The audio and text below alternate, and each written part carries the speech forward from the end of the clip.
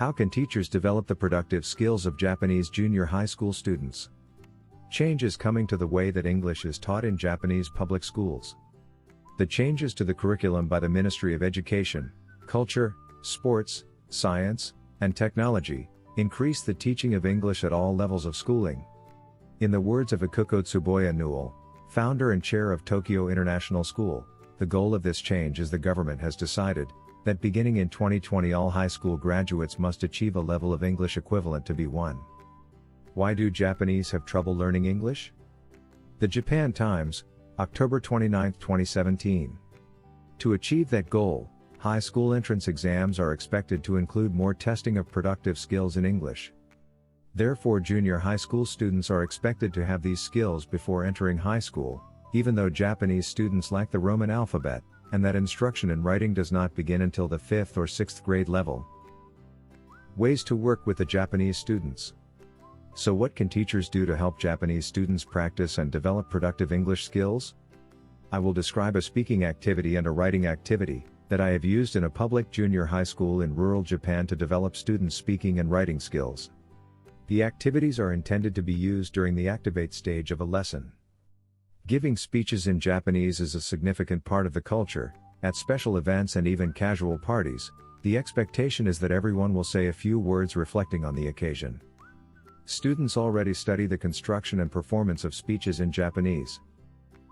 They also often study and are exposed to a Western-inspired form of speech and debate in Japanese.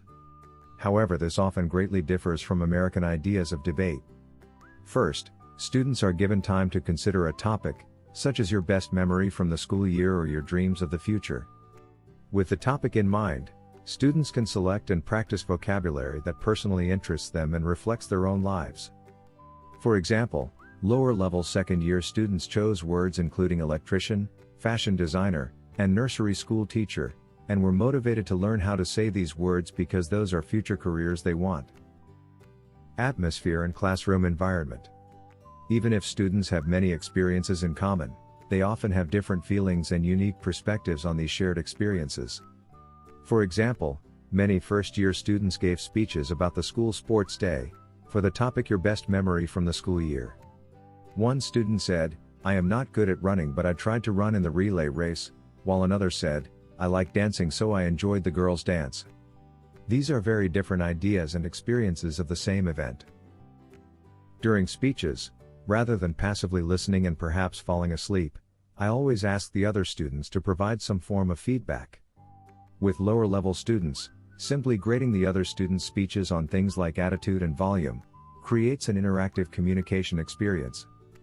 Third-year students are asked to summarize the contents of a speech, as well as give written feedback to the speaker, and can even be asked to pose unscripted clarifying questions to the speaker.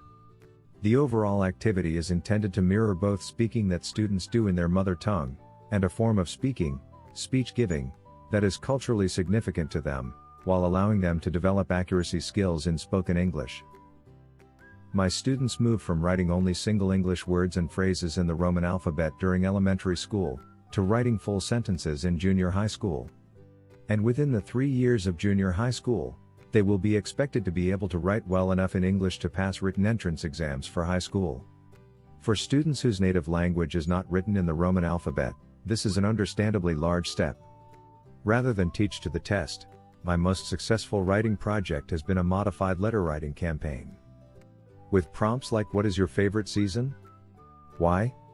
For first-year junior high students, and "How can I prepare for my first winter in Japan?" For third-year junior high students, I encourage students to practice skills they may use in essay writing or business emails, such as presenting a logical argument and offering advice. These assignments are given as in-class work, where students have the opportunity to use dictionaries, and ask for help and continued as homework. Giving a feedback.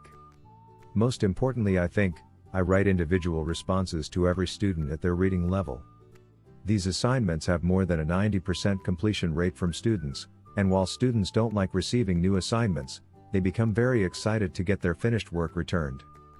Most importantly, their writing and graded assignments and evaluations also improves on the language used in the letter writing, even if it just means that students try to write instead of leaving blanks. Do you want to teach English abroad?